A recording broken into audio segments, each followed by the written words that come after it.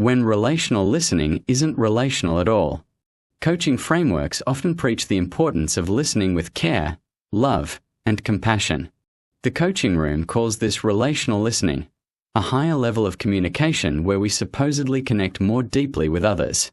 But there is a fundamental problem. How does relational listening fit when the coaching takes place in one-sided sessions, and the consequences ripple into relationships, families, and workplaces that are never invited into the conversation?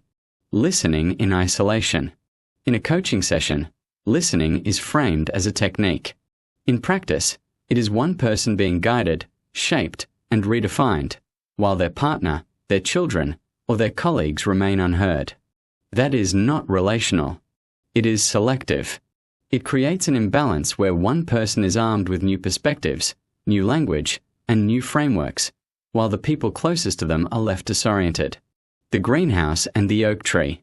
One of the coaching room's favorite metaphors is that the greenhouse must be broken down for the oak tree to grow.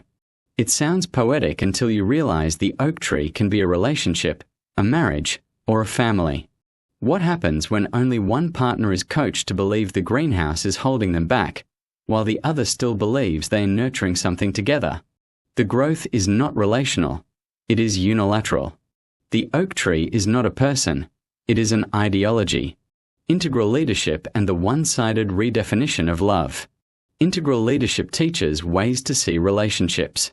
From this learning, it can often dismiss long-term commitments as needs-based. When only one partner is introduced to this framework, the other remains faithful to the shared values they thought both held. Relational listening in this context becomes a contradiction.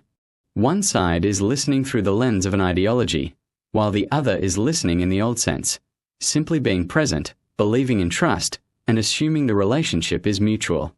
That is not listening. That is a bait and switch. The fallout of not being heard. The rhetoric of relational listening collapses in real life. When my partner insisted I was not listening, she made me repeat her words back to prove I understood. It was not connection, it was compliance. And when the ideology of breaking through led her to see our marriage as an obstacle to her growth, no one listened to my story at all. There was no curiosity about how it impacted me, no compassion for the cost I carried, no care for the family that was fractured.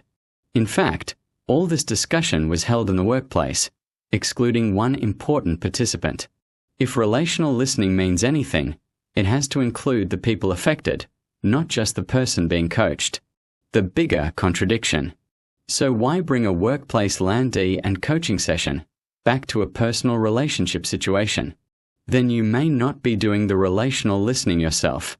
Relational listening sounds noble, but in practice it is another mask of humility. It claims compassion while operating as control. It pretends to deepen relationships while often dismantling them. It elevates one person's growth at the expense of the others who are not in the room. Until coaches face this contradiction, their rhetoric about compassion and listening is little more than performance. If relational listening is to mean anything, it has to extend beyond the coaching room. It must include the people whose lives are directly altered by the frameworks being sold.